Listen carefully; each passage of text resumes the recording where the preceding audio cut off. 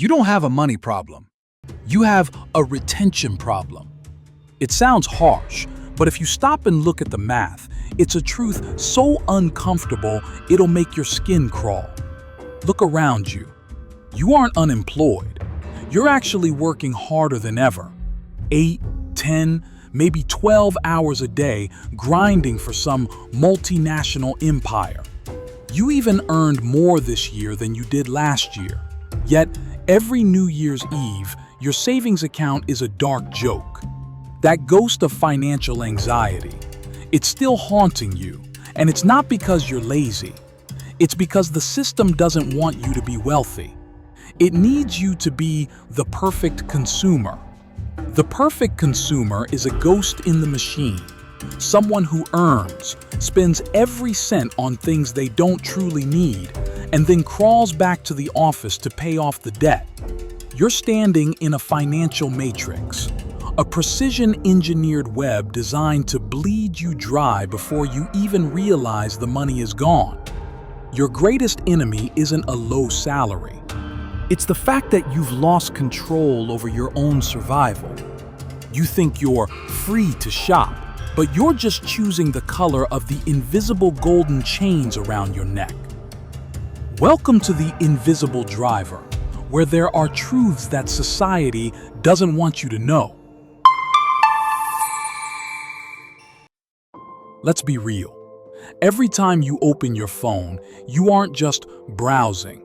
You are entering a war zone where your bank account is the casualty. Silicon Valley doesn't hire just coders anymore. They hire neuroscientists. Their goal: to hack your lizard brain and trigger a dopamine hit every time you see a limited time offer or a recommended for you tab. Think about the Amazon Buy Now button. It's not there for your convenience.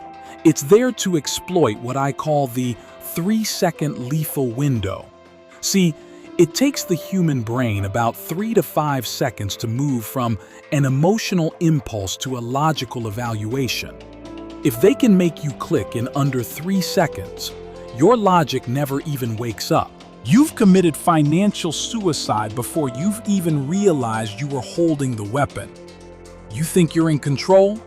TikTok and Instagram are digital slot machines. Every scroll is a pull of the lever. When the algorithm detects you're feeling lonely or stressed after a long day at work, it doesn't show you a savings plan. It shows you that $200 pair of sneakers or that tech gadget you saw in a viral video. It's an unfair fight. $1 billion AI versus your tired, overworked brain. The lesson here is simple but brutal. If a purchase feels like a rush, it's a trap. If it's instant, it's designed to bleed you. Your first act of rebellion is to break that 3-second window. Wait 24 hours. Let the dopamine fade and watch how that must-have item suddenly looks like overpriced plastic. But here is the scary part. Why didn't anyone tell us about this? Why were we taught how to solve for X in high school, but never how to defend ourselves against the most sophisticated psychological warfare in human history? To understand that, we have to look at the very place where the Matrix begins its conditioning, which brings us to the education trap. Ask yourself this: why do you know the Pythagorean theorem by heart, but you have no idea how a tax bracket works?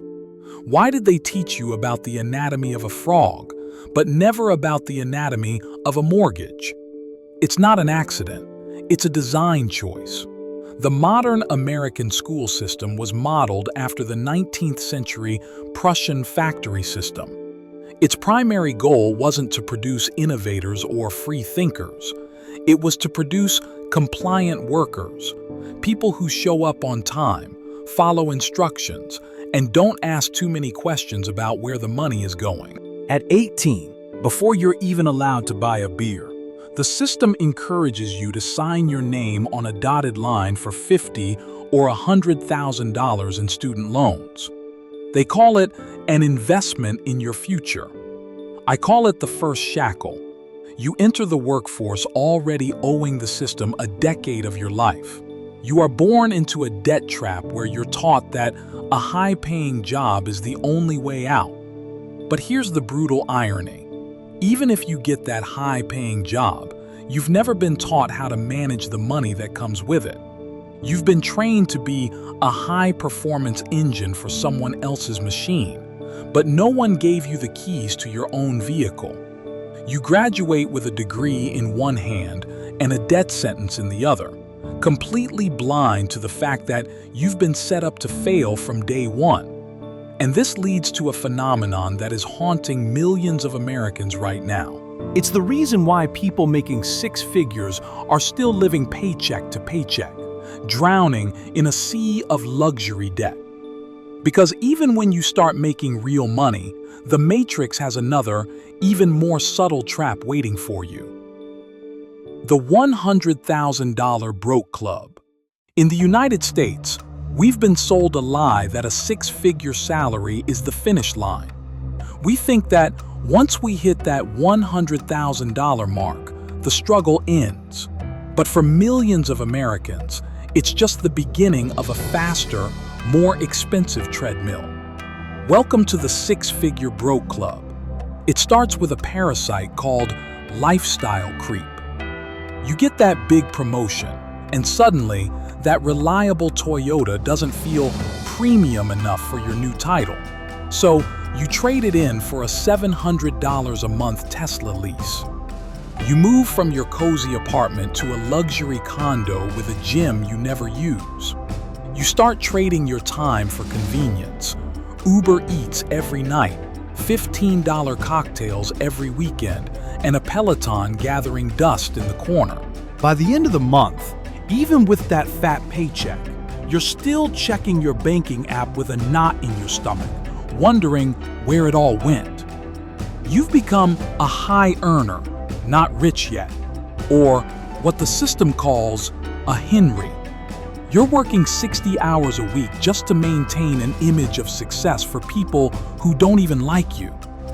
The lesson is this: the Matrix doesn't care if you earn $40,000 or $400,000. As long as your expenses rise at the same rate as your income, you are still a slave. You are building wealth. You're just a more expensive station for money to pass through before it returns to the hands of the banks. But here is the truly terrifying part.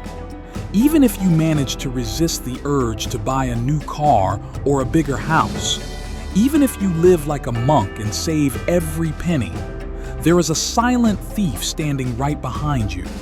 A thief that the system actually invited into your living room to pick your pocket while you sleep. To see this thief, we have to look at the very air we breathe in this economy.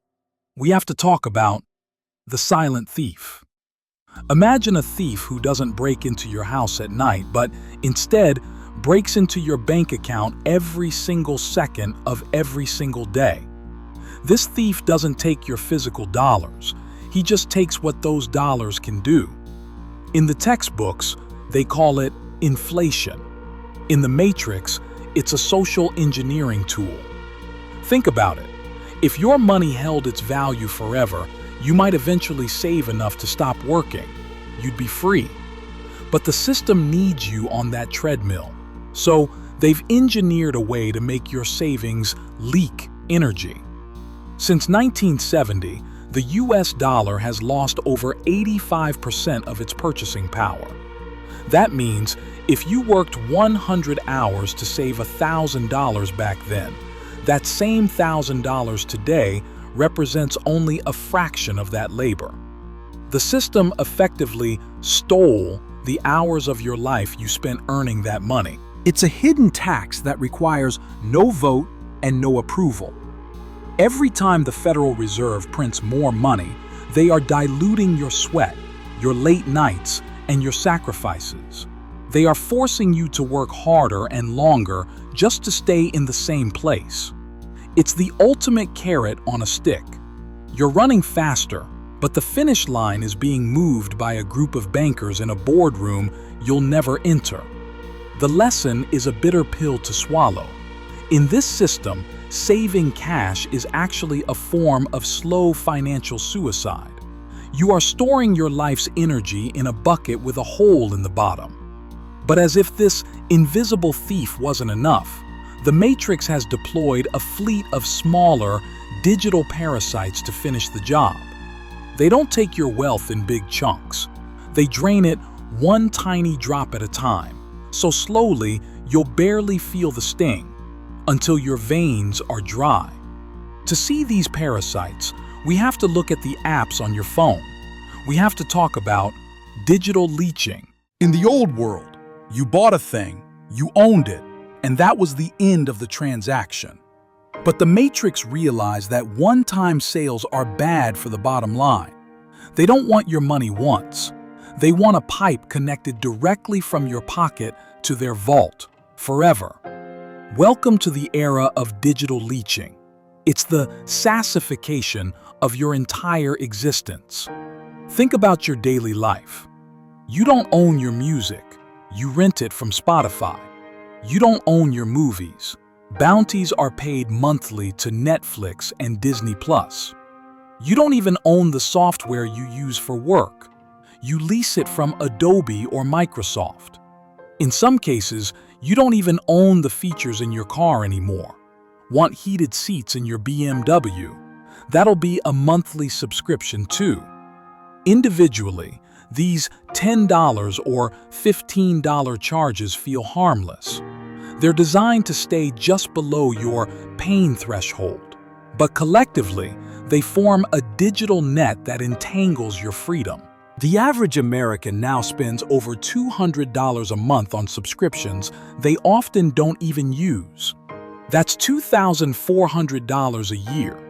Over 10 years, with modest interest, that's a $30,000 hole in your net worth. This is the end of ownership. The system wants a world where you own nothing and rent everything, because a person who rents their lifestyle can never truly walk away. You are paying for the illusion of access while sacrificing the reality of wealth. The lesson is a wake-up call. Audit your bank statement like a forensic investigator. Every auto-pay is a leak in your fortress. If you aren't using it, kill it. Reclaim your capital. But even if you plug every leak and cut every cord, the system still has its eyes on you. It's not just watching what you spend, it's grading your obedience through a number that determines your status in society. A number most people think is a badge of honor, but is actually a digital leash. To find out who truly controls your future, we have to talk about the obedience rating. We've been conditioned to view a high credit score as a digital badge of honor. We brag about our 800 FICO score as if it's a certificate of financial genius. But what if I told you that your credit score isn't a measure of how much wealth you have? It's an obedience rating. The system doesn't care how much money you have in the bank. In fact, if you have $1 million in cash but zero debt, the system might give you a mediocre score or even label you as having a thin file. Why? Because the Matrix cannot extract interest from a person who doesn't owe anything. Think about two neighbors. One lives a modest life, pays for everything in cash, and has $50,000 in a savings account. Their credit score is average at best. The other neighbor has a massive mortgage, 2 luxury car leases, and 10 credit cards. They are 3 payroll cycles away from total bankruptcy. But because they make every minimum payment on time, they have a perfect 800 score. The system rewards the person who stays in the cage, provided they keep the cage clean. It's a digital leash designed to keep you borrowing, because as long as you are borrowing, you are working for the banks. You aren't building a legacy. You're building a reputation for being a good debtor. The lesson here is a cold shower. Stop playing the credit game to impress the banks. A high credit score only matters if you plan to stay in debt. Your goal shouldn't be a higher score. It should be a higher net worth. But even if you win the credit game and get that perfect mortgage, do you really own that home? Or are you just a high-level tenant for the real masters of the economy? To understand who actually holds the keys to the world, we have to look at the giant standing behind the curtain. We have to talk about the ownership illusion. You've probably asked yourself lately, why is the American dream becoming a nightmare? Why is it that even with a good job, buying a home feels like trying to win a race where the finish line keeps moving 10 miles further every time you get close? It's because you aren't just bidding against other families anymore. You are bidding against ghosts, trillion-dollar ghosts. Meet the real architects of the Matrix, institutional giants like BlackRock and Vanguard.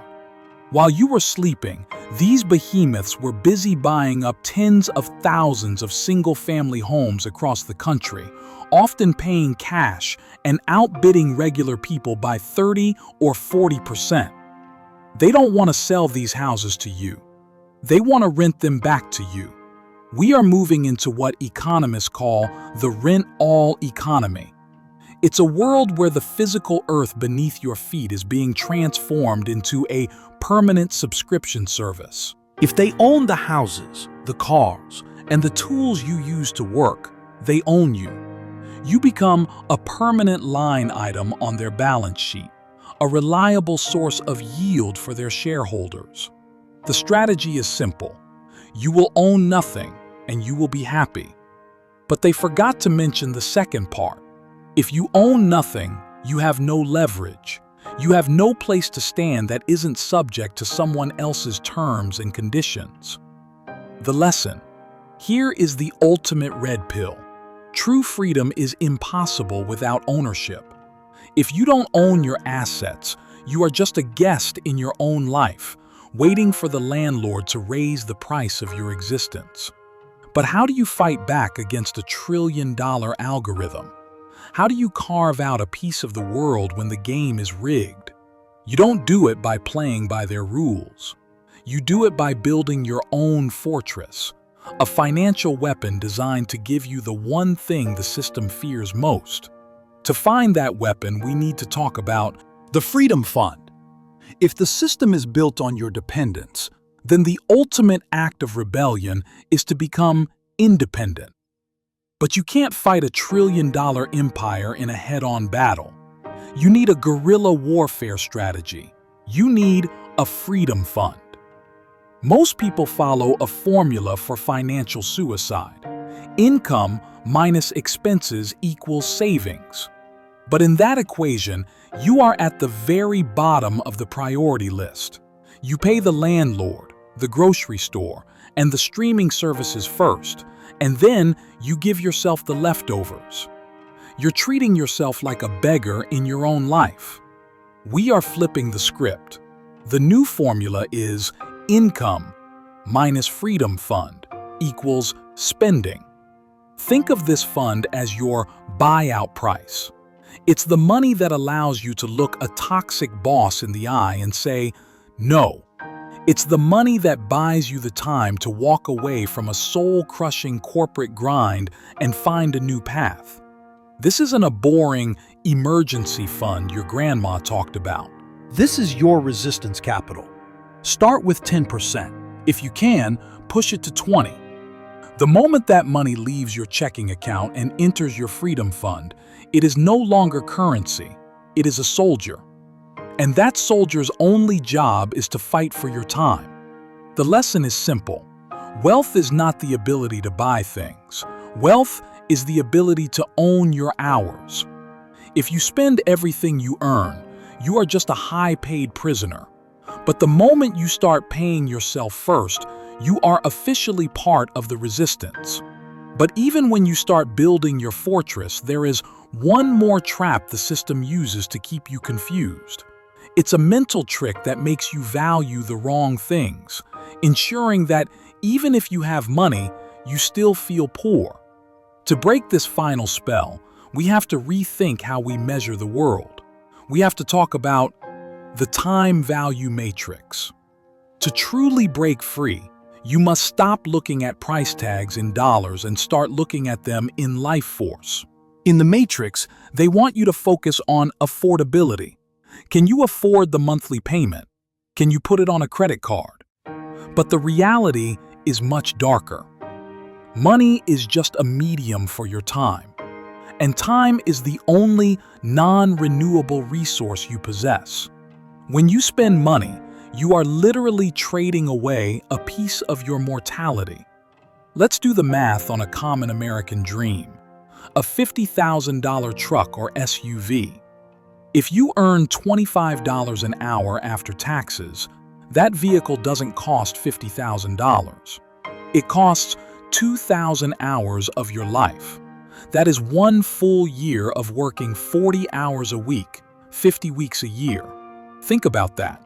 1 entire year of your existence, every commute, every stressful meeting, every hour spent away from your children or your passions, just to own a piece of metal that loses 10% of its value the moment you drive it off the lot.